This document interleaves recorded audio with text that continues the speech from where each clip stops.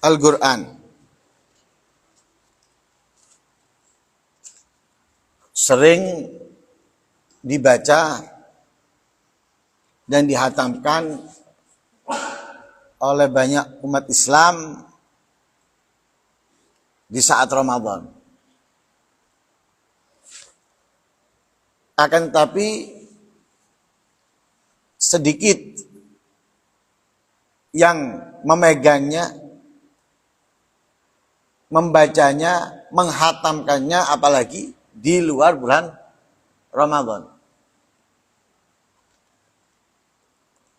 Padahal membaca Al-Quran, dia mengerti atau tidak mengerti, mendapatkan kemuliaan dan pahala. Beda dengan zikir. Beda dengan wirid. Ia baru bisa mendapatkan faedahnya, manfaatnya, kemuliaannya ketika mengerti, ketika faham. Tapi Al-Quran enggak. Dia mengerti yang dia baca ataupun tidak, dia mendapatkan pahala, enggak rugi, tetap untung. Mendapatkannya itu bukan borongan. 1 juz, oh dapat pahala 1 juz, enggak. Tapi dari setiap huruf.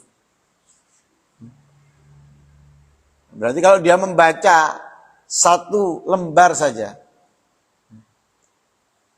dari yang ia baca itu sudah terdapat berapa huruf. Setiap hurufnya dia mendapatkan 10.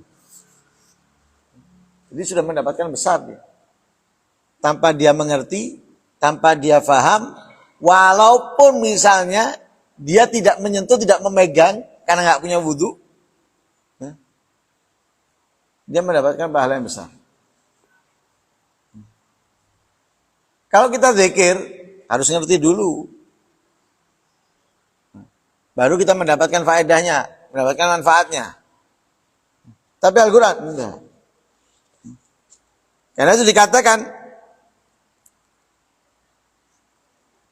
dalam hadis oleh Nabi SAW, yaitu menjadi apa? Afdalu ibadati ummati tilawatul Quran. Paling utama ibadahnya umatku, yaitu membaca Al-Quran.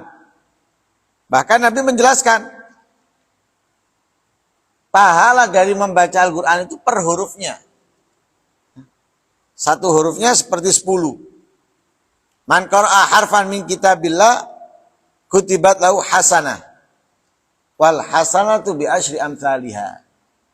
Siapa yang membaca 1 huruf dari Al-Quran,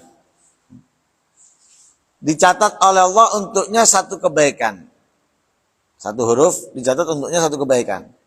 Dan 1 kebaikan ini dilipat gandakan oleh Allah 10.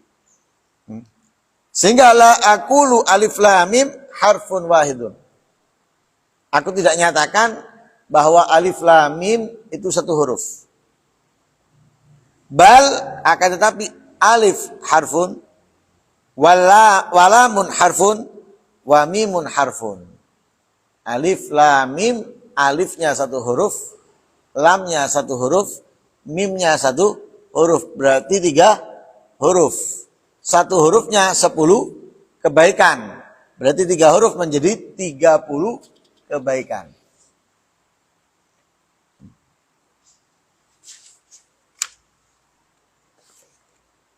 Imam Ali karamallahu wajhah, beliau membagi lagi. Nah, membagi lagi dengan mengatakan apa? Kalau orang membaca Al-Quran di sholat, ya pasti kalau kita sholat baca Al-Quran minimal surat Al-Fatihah minimal. Tapi di 2 rakaat pertama sholat zuhur, asar, maghrib, isya, subuh, 5 waktunya kita pasti baca surat walaupun bukan wajib. Kita baca surat di situ. Berarti kita bisa tambahkan itu Fatihah tambah surat. Nah, sekarang Fatihah berapa huruf? 155. Ada yang mengatakan 154 ya. 56. 54 atau 55. Ya, 154 atau 155. Wes, anggap 154 huruf. Berarti satunya 10. Jadi total berapa? 1540 kebaikan. Dari surat Al-Fatihah. Belum surat lain yang kita baca. Itu pembagiannya Rasulullah. Itu pembagiannya Rasulullah karena satu huruf 10 kali. Satu kebaikan digandakan sampai 10 kali lipat. Imam Ali enggak? Imam Ali mengatakan kalau kita membaca Al-Quran di sholat dengan berdiri, satu hurufnya 100 kebaikan. Tentunya Imam Ali ngomong gini nggak ngawur. Karena Imam Ali itu babu Madinatil ilmi, pintu kotanya ilmu. Yang menyatakan pintunya itu Rasulullah. Ali ini pintu kota ilmu, yang menyatakan Rasulullah. Nggak ngawur. Satu hurufnya 100 kebaikan. Sholat dengan berdiri. Membacanya di sholat, tapi dia sholatnya dengan duduk. 50 per hurufnya. Kebaikan. Di luar sholat dia membaca. Memiliki wudu. Seperti kalau darusan itu. Di luar sholat punya wudu. Kenapa? Dia memegang Al-Quran. Per hurufnya 25 kebaikan.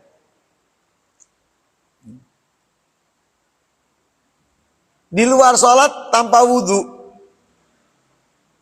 Mungkin tahlilan. Tahlilan biasanya orang nggak punya wudu. Mari ngentut. Ya, berangkat. Dia nggak wudu. Maca Yasin. Bismillahirrahmanirrahim. Yasin. Boleh. Pokoknya nggak janabat kan gitu ya. Kalau janabat nggak boleh. Nggak janabat ya. Baca Yasin. Nggak punya wudu. Di luar sholat. Per hurufnya 10 kebaikan.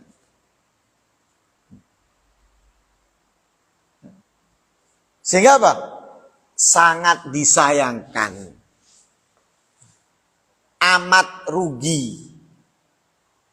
Bila seorang mukmin, muslim, umatnya Nabi Muhammad SAW menjauhi Al-Quran walaupun itu membacanya.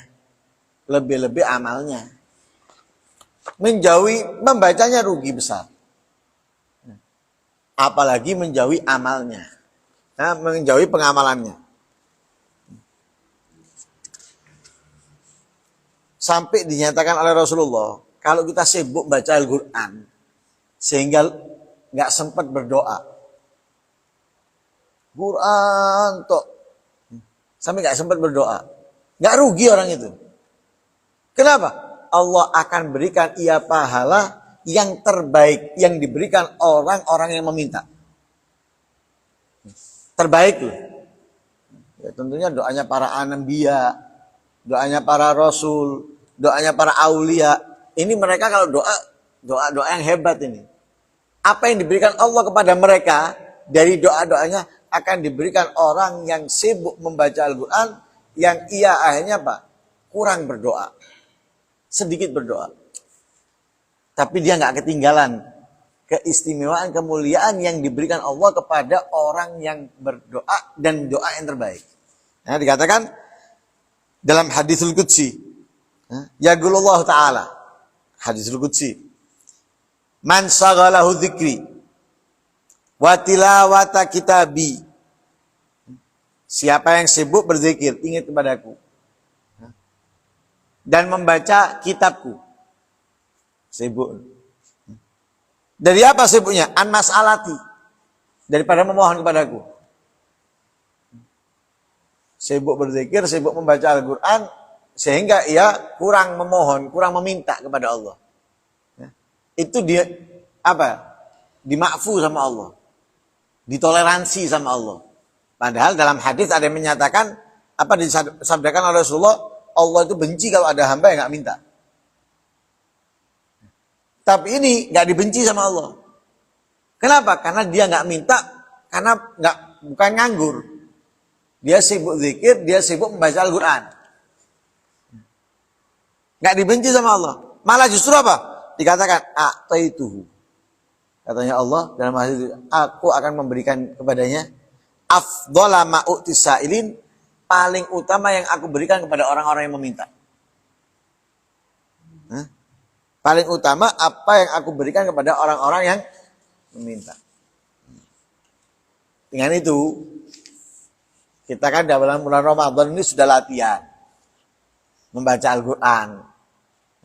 Ada yang setiap hari 1 juz, ada yang setiap hari 2 juz. Tentunya sekali lagi pribadi. Atau ada yang sudah latihan di bulan Ramadan ini, di masjid-masjid, di musola-musola, membaca Al-Quran, melestarikan malam-malam Ramadan dengan Al-Quran. Kenapa? Hal-hal yang baik ini kemudian hilang, sirna dengan takbir. Allahu Akbar, sirna. Hilang semuanya. Al-Quran gak dibaca lagi di masjid, kecuali selapan, pasaran ya, pasaran, nunggu Jumat lagi baru dibaca, ngumpul. Setiap harinya mana?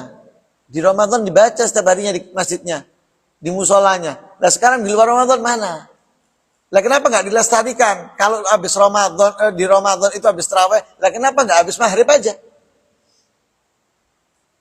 Sekaligus untuk menghidupkan antara maghrib dan isya. Memakmurkan musolanya, memakmurkan masjidnya, memakmurkan waktu yang mulia, yaitu antara maghrib dan isya dengan Al-Quran. Kenapa? Kemudian yang membaca 1 juz, 2 juz setiap hari, kenapa enggak itu dilanjut? Di luar bulan Ramadan. Yang 1 juznya, yang 2 juznya, kenapa?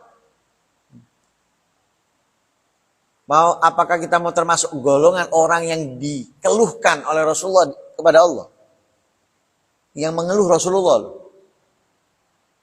Bukan orang biasa, yang mengeluh Rasulullah.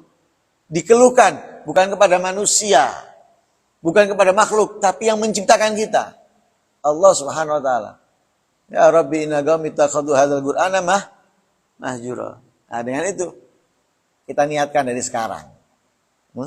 Al-Qur'an harus kita tekankan, kita wajibkan dalam diri kita masing-masing. Harus saya membacanya. Ya. Targetkan dalam 1 bulan harus hatam. Misalnya untuk pertama, pemula. 1 bulan harus hatam. Nanti tingkatkan. 3 pekan sekali hatam. Nanti tingkatkan. 2 pekan sekali hatam. Nanti tingkatkan. 1 pekan sekali hatam. Nanti tingkatkan. 1 pekan 2 kali hatam. Nah, sehingga kita bisa mengikuti dan meneladani orang-orang yang mulia. Kalau enggak kita mewajibkan kepada diri kita, enggak kita tekankan kepada diri kita enggak akan bisa melakukannya. Tapi kalau itu kita tekankan dalam diri kita, untuk diri kita sendiri, insya Allah, nah, kalau enggak ya sudah. Seperti omongannya orang yang hanya punya keinginan, keangan-angan lah, punya keangan-angan. Saya kepingin aktif, saya kepingin istiqomah, saya kepingin toh. Tapi enggak ada usaha dari dirinya sendiri, mana bisa? Enggak akan mungkin bisa, enggak mungkin terjadi. Innallaha la yughayyiru ma biqaumin hatta yughayyiru ma bi anfusihim. Dari dirinya dia baru Allah akan membantunya. Kalau dirinya aja nggak mau, apalagi bagaimana Allah mau membantu? Ente angkat dulu. Ketika ente nggak kuat, baru nanti ada yang membantu ngangkatkan. Ente belum ngangkat, minta diangkat no. Sopo sing gelem? Lah begitu juga sama dengan kita. Ente mau berubah dulu. Nanti Allah akan bantu kamu dalam perubahan itu. Ya. Kalau kamu nggak ada usahanya dulu, lah Allah mau bantu gimana? Allah mau membantu kamu untuk berubah kalau kamu ada usaha untuk berubah. Berusahalah untuk berubah, nanti Allah akan bantu. Nah, mudah-mudahan Al-Quran menjadi kebiasaan untuk kita baca di luar bulan Ramadan lebih-lebih daripada sebelum-sebelumnya. Amin. Allahumma amin. Wassallallahu alaihi wasallam Muhammadin wa ala alihi wasallam. Alhamdulillahirabbil alamin. Asyhadu an la